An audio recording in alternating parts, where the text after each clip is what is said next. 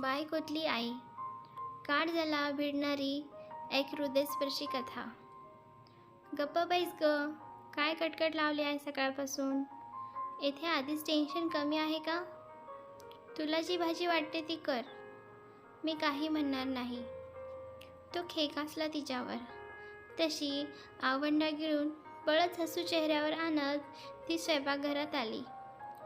चालेल त्यांना भोपळ्याची भाजी, असं कापरे आवाजात म्हणाली. सासूबाईला बाहेरचा त्याचा कडाडणारा आवाज ऐकू आलाच होता. त्याचा चहा घेऊन त्याच बाहेर गेल्या.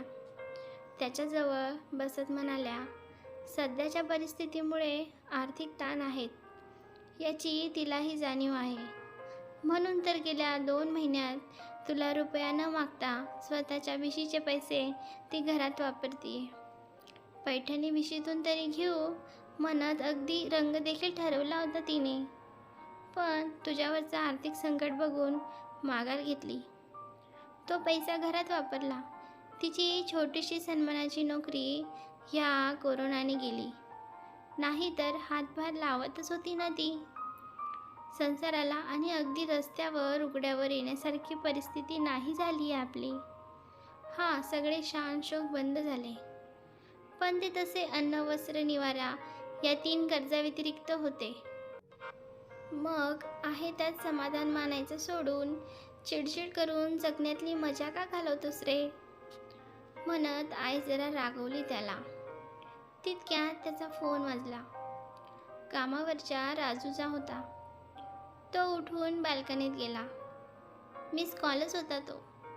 आता त्याला कॉलबॅक करणं आवश्यक होतं, कारण बांधकामाच्या साईटवरचा तो अगदी खास माणूस होता. पण गेल्या 2 महिन्यापूर्वी एका साईटवर काम करताना हँड ग्राइंडर हातातून निसटून पूर्ण गुडघ्याला वळसा घालून गेलं होतं. रक्ताची कारंजी उडाली होती आणि राजू त्या दिवसापासून कामावर नव्हता. राजूच्या बायकोने फतवाच काढला होता, लंगडत धडपडत कामावर जायचं नाही, तर पूर्ण बरं वाटेल तेव्हाच जायचं. त्यामुळे ह्या 2 महिन्यात भेट नव्हती त्याची. खरं तर फार गरज होती त्याची कामावर. खूप विश्वासू होता तो. बहुतेक हा कामावर येईल आता म्हणूनच फोन असेल, असा विचार करत त्याला कॉलबॅक केला. हॅलो, बोल राजू, येतोस कामावर आज? तिकडून आवाज आला. सर, कामावर 2 दिवसात येईल, पण आज मला थोडे पैसे पाहिजे होते. उद्या मदर्स डे आहे. पोरगा त्याच्या आईसाठी भेटकार्ड बनवत होता, तेव्हा मला कळालं. मला आईला साडी घ्यायची आहे, थोडे पैसे देता का? त्याचं वाक्य पूर्ण होण्याच्या आत हा हसायला लागला.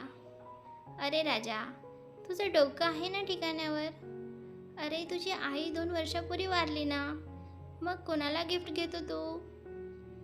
राजू तिकडून म्हणाला, हसू नका साहेब. या 2 महिन्यात माझी बायको माझी आई झाली. लहान लेकरासारखं तिनं माझं सगळं केलं. अगदी खाऊसुद्धा घातलं. तिनं 5-5 घरं जास्त भांडे घासायची कामे घेतली. माझ्या कमाईची तिनं भरपाई केली. मला कुठलाही ताण येऊ दिला नाही. आता मी पूर्ण बरा झालोय सर. आपल्या त्या साईडचं काम मीच पूर्ण करील, पण मला थोडे पैसे द्या. बायकोला सेमी पैठणी घेऊन देतो. पैठणी नाही, पण सेमी पैठणी तरी घालायची आहे तिला. आणि खूप फोटो काढायचं स्वप्न आहे तिचं. माझ्या मित्राचं साड्यांचं घरगुती दुकान आहे. तो म्हणाला, तू ये, देतो तुला. मला 3,000 द्या सध्या. आपलं काम 50चं ठरलेलं आहे ना. मी नक्की करीन ते पूर्ण. आणि आईला नाही कधी साडी घेऊ शकलो, पण आता या बाईत गावलेल्या आईला तरी साडी घेऊ द्या. साईटवर येऊ का पैसे घ्यायला? गडबडत हा म्हणाला, हो, तासाभरात ये. म्हणत याने फोन ठेवला आणि सहज बाल्कनीत नजर फिरवली.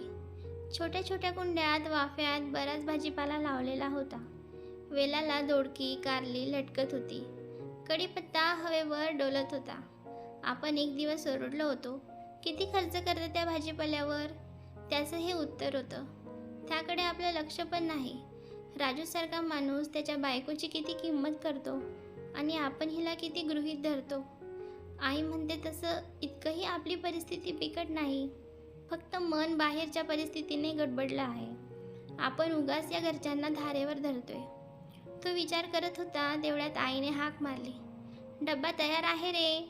निघताना तो हळूच आईला म्हणाला. हिने भिशी कोणत्या रंगाच्या पैठणीसाठी लावली होती ग? आणि तुझ्याकडे होती ना एक पैठणी? आई म्हणाली. अरे मला मेलीला आता या कॉटनशिवाय काही सहनही होत नाही.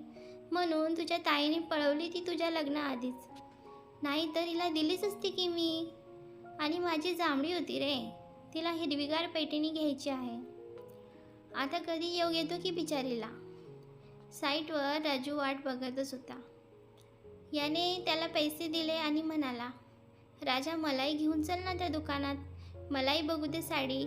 आईला आणि बायकोला घेतो. सेमी पैठणीतून राजाने लाल रंग निवडला. याने पण हिरवा रंग घेतला व आईला कॉटनची साडी घेतली.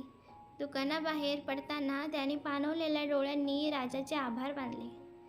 आई तर आहेच माझी, पण बायकोतली आई शोधून दिलीस तू. दुसऱ्या दिवशी दोघींना सोफ्यावर बसवलं. औक्षण करून त्यांच्या डोक्यावर फुलं टाकत म्हणाला, हॅपी मदर्स डे. मला माहीत आहे आई, तुला ही पाश्चिमात्य पद्धत आवडत नाही. मनात प्रेम तर असतंच, पण मला वाटलं प्रेम व्यक्त करायला ठरवलेला एखादा दिवस तर काय हरकत आहे. आणि तोही आईसाठी आहे. सेलिब्रेशन घरात तर करतोय. म्हणत त्याने साड्या दोघींसमोर धरल्या. तिला तर खूपच आवडला तो हिरवागार रंग. आईचे तर डोळे पाणावले. अरे मला कशाला आणत बसला. त्याने आईला जवळ घेतलं. आई, सुनेसाठी मला समजवणारी ग्रेट आई आहेस तू. तुला तर पाहिजेच. आणि राणी सरकारची भिशी सगळ्या घराचा खर्च पेलतीये, तर त्यासमोर ही तर छोटीशी भेट. पण पुढच्या वेळी अगदी ओरिजिनल पैठणी घेईन मी तिला, आणि तेही मदर्स डेला. कारण बघ ना, ती बायको असली तरी मला मुलासारखं समजून तर पटकन सावरून धरले तिने. आपले अहंकार बाजूला सावरून जी बाई नवऱ्यावर प्रेम करू शकते नाही, ती त्याची बायकोतली आई असते. आईने त्याच्या डोक्यावर हात फिरवला. अरे प्रत्येक स्त्रीमध्येच हे आई पण असतं रे. तितक्यात राजूने व्हिडिओ कॉल केला. साहेब तुमचे आभार. आमची आई एकदम खुश आहे बघा. ती कष्टाने राबलेली त्याची बायको त्या साडीत आनंदी दिसत होती. आईने तिचं फोनवर कौतुक केलं. नवऱ्याने आपला समाजात वाढवलेला सन्मान बघून ती आणखीच खुलली. फोन ठेवला तर समोर ही पैठणी नेसून आली. त्याला ती आताही आपल्या आईसारखीच दिसली. अगदी शांत, समाधानी, आनंदी, गॅलरीत बहरलेल्या हिरव्यागार बागेसारखी. तर मित्रांनो, कथा कशी वाटली मला कमेंट बॉक्समध्ये नक्की कळवा. चॅनलला सबस्क्राईब, लाईक, शेअर करायला विसरू नका. धन्यवाद.